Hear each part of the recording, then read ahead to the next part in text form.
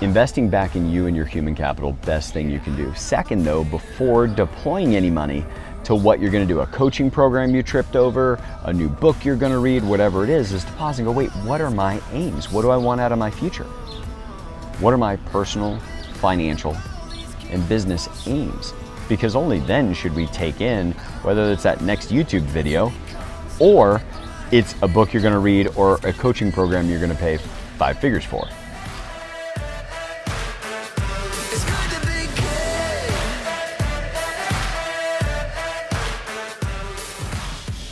Hello and welcome to Your Business, Your Wealth. My name is Paul Adams. I'm Cory Shepard, President of Sound Financial Group, here with Paul Adams, CEO. Cory Shepard, a man who does not mind interrupting his business partner in the middle of his intro that was going to be hilarious. But instead, I'm just going to say, first episode we've ever had where you've actually worn your sunglasses. And they're on your head.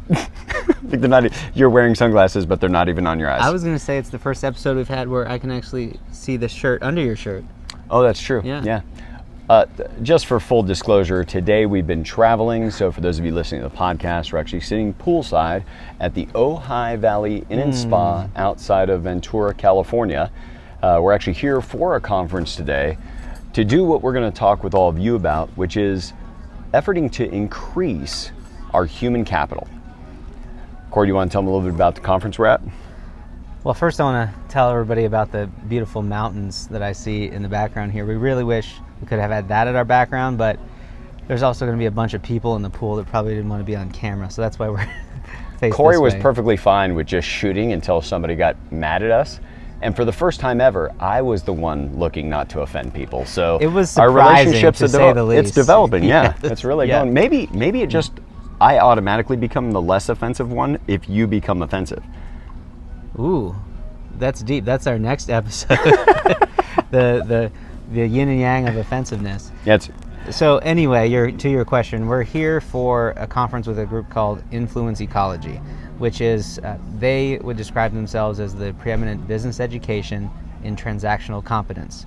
Now, if you want to learn more about that, we're going to give you the chance to meet some folks from Influence Ecology, but for now, I'll just leave you with, as humans, we're all interacting with each other, you might say transacting with each other, whether that's in a business relationship or getting your kids to make their bed when you ask them.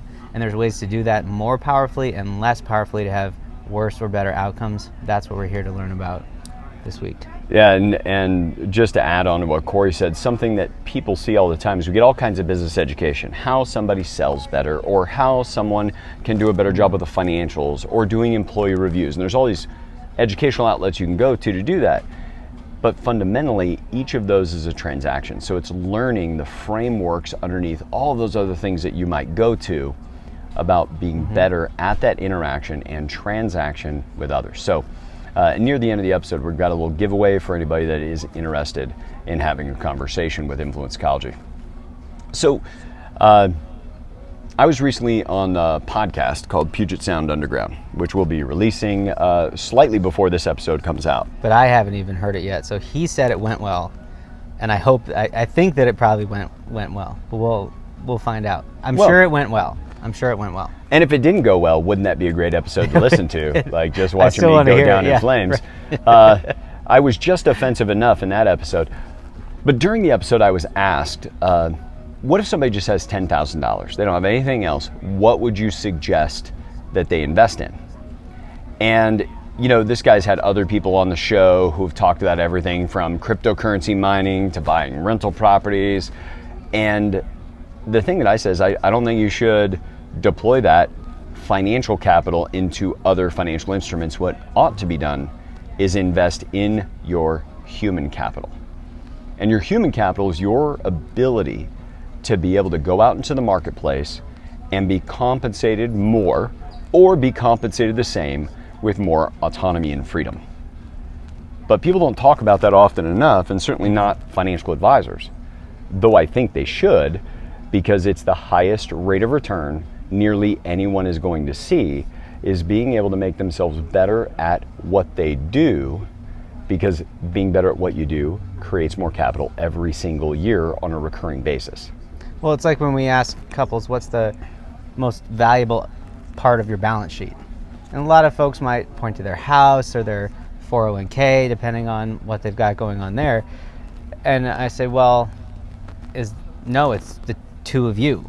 Like, obviously, I would hope the two of you are the most valuable part of this balance sheet to each other, just from a personal standpoint. But if we actually add up the value of your ability to go out and earn an income, that's the most valuable asset that you have. So investing in your human capital is just increasing the size of that bucket that's out, the trans-dimensional bucket that's out there somewhere.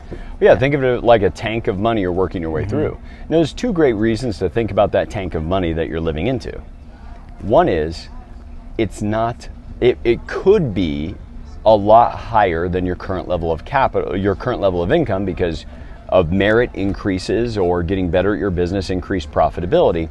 And there's not a limit that anybody puts on it, but it does come to an end likely one day, unless you come to an untimely end early. Yes. So if you think about that as an account of money that's ticking down, it really allows you to pay more attention to your current finances, because even if you're making $800,000, $900,000, $1 million for a year, it's like, oh wait, one day this is not going to come in anymore. And whenever that day comes, it puts you in a position to have enough capital on your balance sheet to be fine. So we call, though, that capitalized current value of all your future earnings human life value. Now, some of you may be familiar with this concept because of a tragic event, because of 9/11.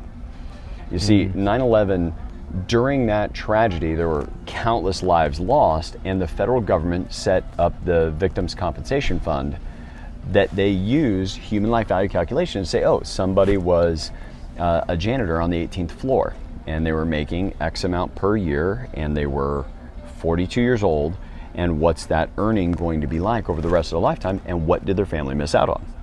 Now, we all walk around with that human capital every day, but we're not calculating it, and it's hard to think about that rate of return. But if you spent $10,000 investing in your future earning capacity, you're going to repeat that increase, say for that 40-year-old, maybe 20, 25 more years, which is the reason why it's pretty tough to beat that by putting it, say, into a husband and wife Roth IRA. When I think about the person who says, well, I just want to, I want to go find some real estate to invest in, or, I think this business is a good one to invest in. Well, if you haven't done it before and you can't point to a series of accomplishments that prove that you have some expertise, you might not have the knowledge to make that money get put to good use, to recognize what the good deal is in the first place. So absolutely, education helps you becoming a better investor in that way too, I think. Yep. So now you may be thinking, maybe this has you rolling around in your mind a little bit, well, what does that mean for me? What should I invest back in myself? And we kind of designed a few steps to think through. One of the first is, you've got to set your aims. What do you want your future to look like with your family? Now, we've talked about this in past episodes. We're not going to revisit it in depth, but it's the idea of personal ambition first. This is how much I want to work, where I want to work, how I want to live.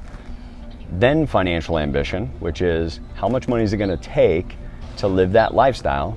And only after that should we be doing things like setting our career and business aims. Because if we don't have our personal aims figured out, how do we know if we wake up in the morning that we should get out of bed and head to the office, or we should get out of bed and go to a movie, or that maybe we don't get out of bed till noon? Now, we do it every day out of force of habit, mainly because so often it's easy to live inside someone else's strategy, your employer, or it could be your business is just sort of taken over and it's its strategy, and you find yourself stretched to the limit.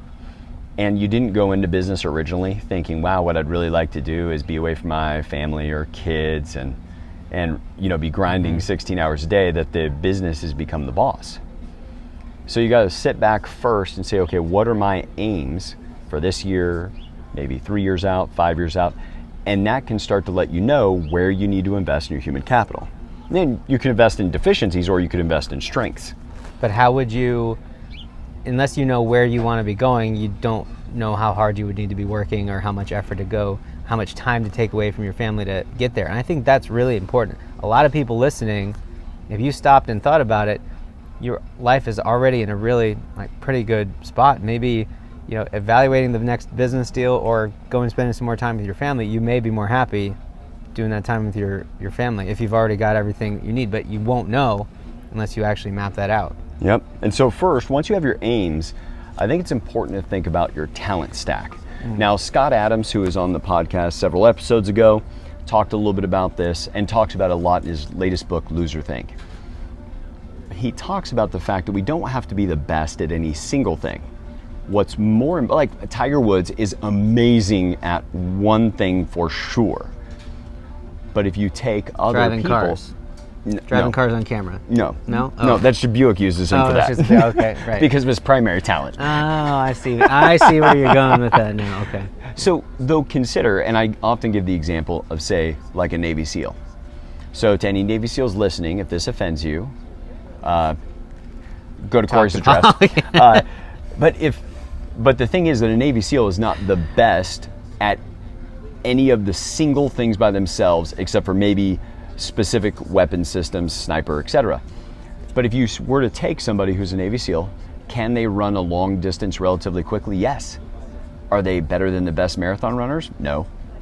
Are they the very best weightlifters? No, but they're very strong. Do they have the best endurance? Are they the smartest ever out there? No, but they are super smart. And it's not any one of those things that makes them look superhuman to people. But in fact, it's not being 10 in any single category, but being a 7 in a whole bunch of categories makes them appear superhuman. That's the talent stack. So you, in your career, already have a talent stack. Now that talent stack might be the way that you interact with people. Part of your talent stack might be your ability with numbers, your ability to market or sell what your company does. But it's probably not one thing, it's a mixture of several things. Maybe it's the team building and the amazing team that you've built around you. But any one of those things that's part of your talent stack, if you're gonna say first, before I deploy any human capital, I need to know what my aims are. My personal, my financial, and my business aims. Then I need to do an inventory of what are my current talent stacks. Now, you can do one of two things. You either invest in the talent stack that's going to give you the greatest output because it's something you're really good at, or you may have a talent stack that's dragging against you that you don't necessarily need to get great at, but you got to just stop it from being an anchor pulling you back from what the other talents are pulling you forward. But what comes to mind is, as you're saying that, is if you don't already have everything that you want in life, then it's because you're deficient in some part of your talent stack. Or what someone once said to me is they said, here's how you have to start behaving or start moving or what you need to start doing. And I said, oh, that doesn't really feel or sound like me. And they said, yeah, that's because you suck right now. I think that might have been Paul. I don't know. It may have been somebody sitting next to him at a pool right now. But it was with all the love and care in the world. And the truth is that if you would already have this thing you want if you are already equipped and prepared to have it. Man, Cory, that is such a big deal. I think that deserves to be said again, that if you knew how to get to where you want to go, you would be there now. Now, that's a hard thing to think about because something we hear all the time from people is, I know what it's going to take for me to have success. Now, whether this is somebody we're coaching or somebody that is a client of ours or somebody considering becoming a client, how often have you heard like, oh, I know what I need to do, I just need to go do it? All the time. I know how to run a marathon. And that one's a hard one because you just have to go do it. But something in business, like I know how to build a business to X dollars a year of revenue. Well, if you did know, you would have done it. It's like if you had two pilots that were you could choose between to fly you to where you want to go today, and one said, I know how to fly a plane, the other said, I understand how to fly a plane. And maybe we should do the difference between those after the commercial break. Great idea. Well, we've talked about mountains and gazing into each other's eyes. Hard to say where we're going to go next in this extra special setting, but stay tuned when we come back from this break and a brief message from Sound Financial Group. Paul Adams here at Sound Financial Group. Are you curious what you can accomplish with our help? You're here enjoying the show. Our philosophy is helping you increase your effectiveness with money, and now we have a way to help you take another step on your financial journey. We have designed a financial inquiry call for you and the thousands of other listeners of Your Business, Your Wealth. This is a complimentary 15-minute conversation where one of our team members will ask you some key questions, understand your concerns, and if appropriate, schedule a time for further conversation with an advisor. If you look at the episode description, you'll see a link to schedule a call at a time that's least invasive for you. And even if now's not the right time for us to work together, we'll point you toward resources to help you in your financial journey. We always look forward to connecting with our listeners, and we look forward to talking with you soon. All right, welcome back to the Ojai Valley Inn and Spa. I think we're okay. It's a free advertisement. They're not gonna, but we didn't ask them if we could mention their name, but I think they'll like that very much. And if they don't, I just want to apologize on behalf of my partner. He is really something. All my idea. So Paul, on the break, you reminded me of a really great way of distinguishing that understanding and knowledge. Will you share it with everybody else? Yeah, so if we think about it, people are either familiar with something, they understand it, or they know it. And to Cory's point earlier, would you want to be having a pilot fly you and your family somewhere if they said, well, I understand how the plane works and I understand how to fly, or if they said, I know how to fly? Now, the problem in our life is not that people say they understand something when they don't know it. The problem we have most of the time is people say they know something when they only understand it. So let me just give you some distinctions. If you're familiar with, say, parachuting, then what you would think about is, well, I know someone gets into a plane, they fly up in the air, they hurl themselves out of the aircraft, and they end up on the ground a few minutes later and they're not dead. That's familiarity. Now, if you're totally unfamiliar with something, it'll just totally surprise you. Like the first time my kids saw a parachuter floating to the ground, it was like you could see their biology was tuned up. You see something totally new and unfamiliar. Think of a surprise party. Your body actually reacts to that unfamiliar situation.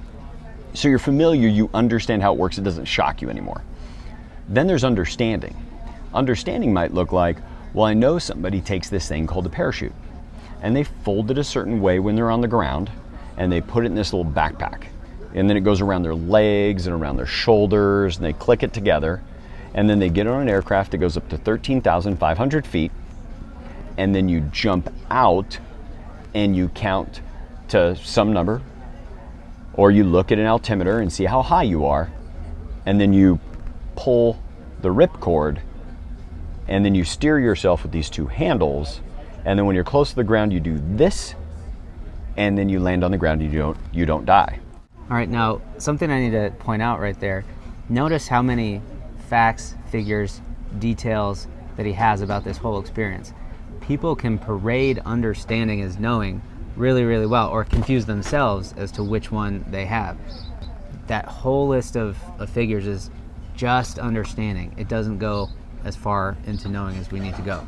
Well, and that is, to your point earlier, you talked about the marathon. Mm-hmm. And somebody can totally understand what they need to do a marathon. There's an app on my phone, I need to run this far, and then this far, and then this far, and this.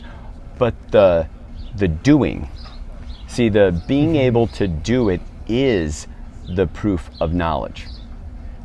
And so and here's the thing that just humbles me every time I catch myself, and why to be humble about it is simply because starting at that position of I don't know how is the first time you have the opportunity to find someone who does, or somebody who can give you what you need so that you can know. Because every time Cory and I have heard, like let's say we're coaching some other financial advisor, every time they say, well, I know how to, the second we would hear that, we're like, oh, we actually can't help you.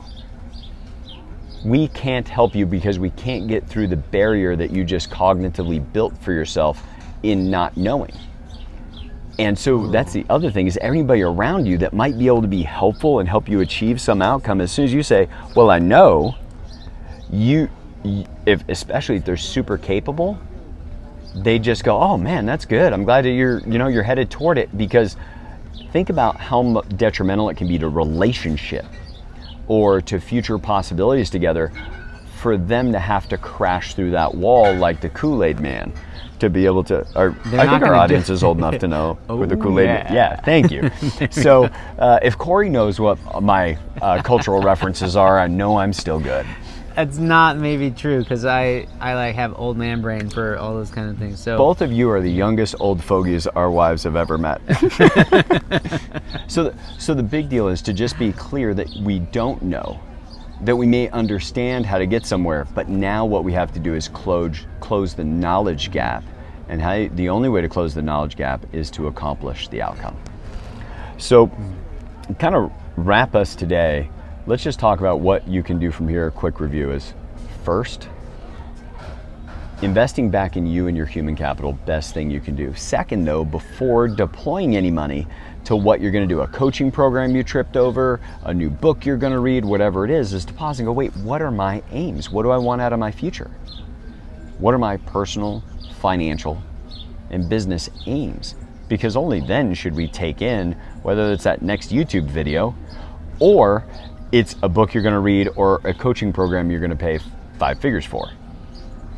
Then we have to come up with, well, I don't know, what was next? What do we cover? Oh. Well, I will say on that, making a plan for all of your aims, getting really clear on what those are, very few things I've been involved with has helped me as much as this group, Influence Ecology, that we're here to be a part of today. In fact, even the language, what are your aims, is something we learned from them. So in a moment, we're going to give you a offer as to how to get in touch with them. Be ready to write down how we tell you to do that. So next was talent stack. Yeah. So distinguish your current talent stack. And then last, be aware of what it is you actually know. What is your proof of knowledge, and do you know how to do the things that you want to do? And part B of that last one is do an inventory of even the last week. There's probably 2 or 3 times where someone could have been really helpful to you and you pretended to know everything. I've done it at least 3 times this week myself. That's why I'm saying you might as well. And so it doesn't go away easily, but think about all the resources of help you might be pushing away right now, and how you could help give them an invitation to come back and be a part of helping you build whatever you're going to build. So for those of you listening on the podcast, we're sorry, we're not talking on these amazing SM7Bs, and instead we're using these lavaliers. But we hope you've enjoyed the birds chirping behind us as much as we have. Cory, why don't you take us out and share with them a little bit about... So, Drew Knowles is the Vice President of Influence Ecology. And partner.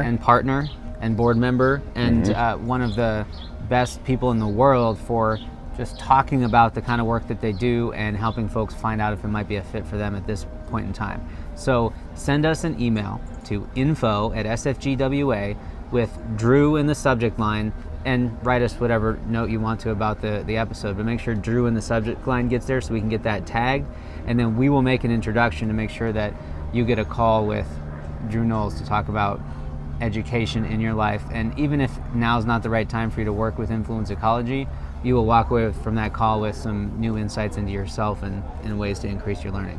Yeah, and I think they also will give you 30-day free access to some of their online stuff. They will. Yeah, and it's what they offer, kind of the first in their course, and to give you guys an idea, I've been studying with them 3.5 years now. I just took a final for the end of their program, and now I'm moving into something they call Esteemed Alum.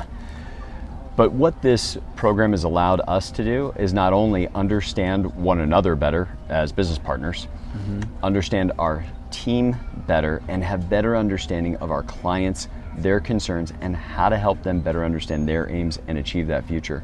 We have people in this discourse from people that are just independently wealthy, to executives for Fortune 500 companies, to entrepreneurs who have locations all over the country, and watching them get insights and being part of this group of people has allowed us not just to learn what's being taught from the front, but have a group of people around us here for the next week that we're learning at this conference, to our right and left, that we're learning from the front of the room, and from our right and left to the people all around us in the room, whether it's, at a conference break or something like that. But that first program they have is all remote.